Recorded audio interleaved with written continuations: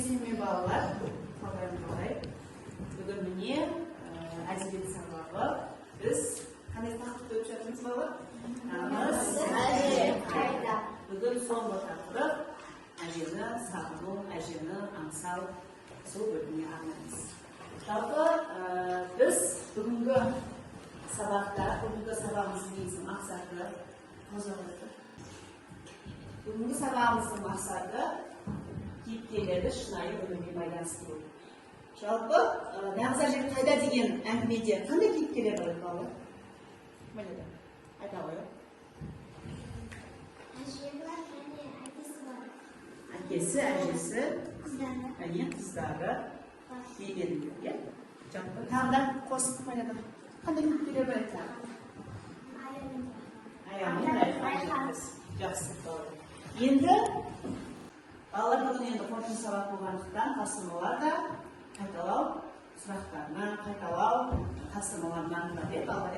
Енді сіздерге интернеттада ерікті Mindful деген платформа арқылы жұмыс жасайтын боламыз қазір. Яғни нағыз әже қайда деген әңгіменің қысқаша мәтінін платформаға салып, платформа бізге өзі арнайы сұрақты дайындап береді.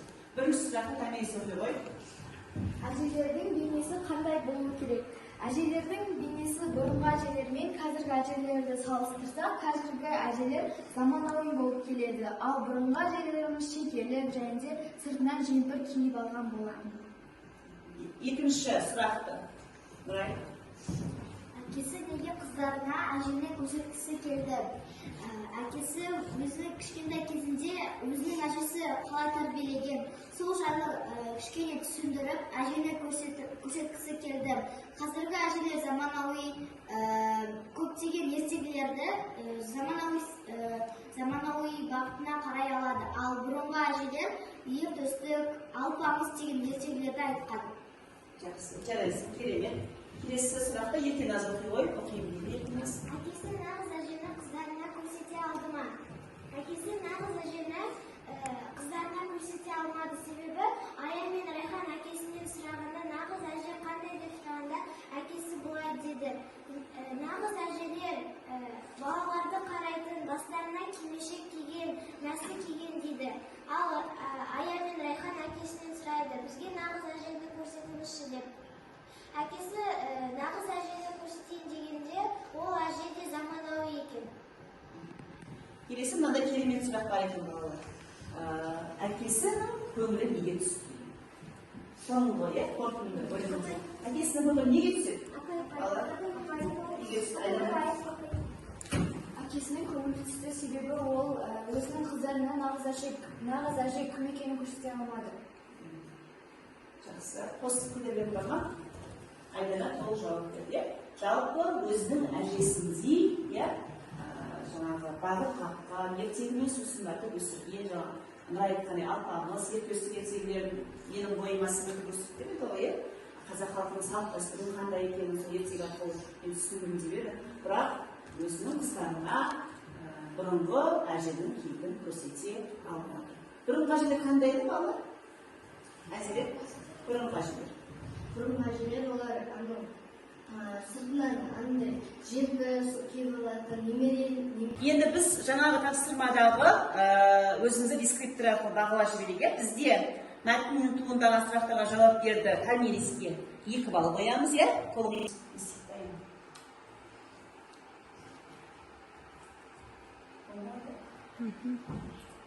енді балалар, әжелер мен қазіргі әжелерді салыстырып суреттейміз. Олардың айырмашылықтары мен ұқсастықтары қандай? Осы бойынша 2 минут уақыт берейін, ойланып алыңыз. Тапсырманың дескрипторы балалар бұрынғы әжелер мен қазіргі әжелерді ұқсастықтары мен айырмашылықтарын салыстырады. Яғни салыстырып біз суреттеуіміз керек, әңгімелеуіміз керек. 2 балл беріледі. Ал енді осы тапсырма бойынша бұрынғы әжелер мен қазіргі әжелерді салыстырып суреттейміз деп қоя. Енді кім дайын екен балалар? Үнжу айта ғой. Менің ойымша бұрынғы әжелер деген балаларына түнде ұйықтайтын кезде ертегіні кітаптан оқып береді.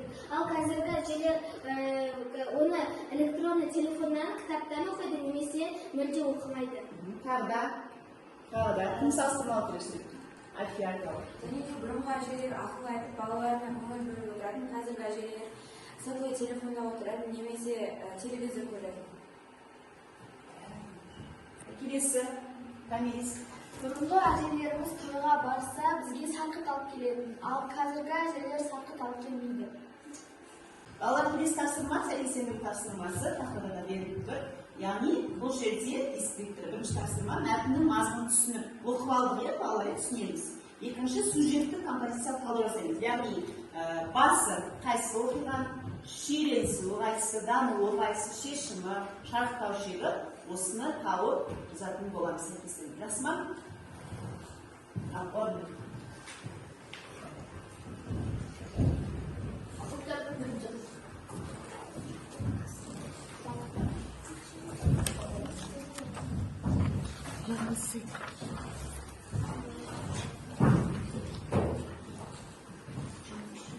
Енді осы композициялық тапсырма бойынша жұрттар жұмыстарды аяқтаған сияқты, тақтада дайын жауап берген, өзіміздің жауабымызды бір қарап шығайық. Барлығы дұрыс па? Енді қай жұрт тақтаға шығып өз жұмыстарын қорғағысы келеді? Нұрай мен екеуміз келе ғой. Ең бірінші бізде оқиғаның басталуы болады. Екі Аян мен Райхан екі бөлмені астан кестенін шығарып жатқанда әкесі келіңдер ертең айтып берейін деп жалынып шақырады. Әкесі Райхан мен Аян қандай ертең айтып бересің деп сұрағанда, маған әжем ертөстік, апамыз деген ертеңдерді айтқан деп өзі әкесі айтады. Және сол ертеңдерді қыздарына айтып береді. Келесі жалғастыра ғой. Келесі бізде дамуы. Орайы келген қонақтық қуаныш сезімі. Анасы әкесіне айтады, бізді қонаққа шақырып жатыр дейді. Сосын айтады, анасы әкесіне айтады, ол жерде апа бар екен, қыздарына нағыз әжемен көрсете жатарсың, сенің досыңның анасы бар ғой дейді. Сөйтіп қыздар қуанады. Олар қонаққа барады. Сол кезде досы әкесіне айтады, біздің бабушкамыз ондай ертегілерді білмейді дейді. Біздің бабушкамыз заманауи дейді. Жақсы, ары қарай отыра қойыңдар. Дұрыс түсінген. Келесі. Менің айтатыным шешуі, яғни кәрі әжені аңсау.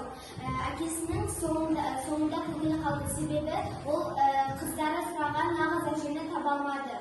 Яғни бұрынғы замандағы әжелерді таба алмады. Осы тапсырма бойынша, яғни композициялық талдау кезінде сәйкестендіру тапсырмасында бізде мына жұрт жақсы жұмыс жасады, сендерге өте жақсы деген 3 балдан. Мына жұрт жақсы жұмыс жасады, сендерге де жақсы. Балалар енді күнгі сабаққа интернеттер платформасы арқылы кері байланыс беретін боламыз. Мына жерде QR-код берілген, немесе өздерінің жаңағы WhatsApp желілеріне кодты жіберіп қойдым, сол бойынша да кері байланыс беруге болады. Енді мына жерде мен қазір жауабын қарап отыратын боламын. Ал бастаймыз, телефондарымызды аламыз қолымызға. Код терсеңдер, қарап қоямын. Немесе WhatsApp желісі арқылы баласында болады.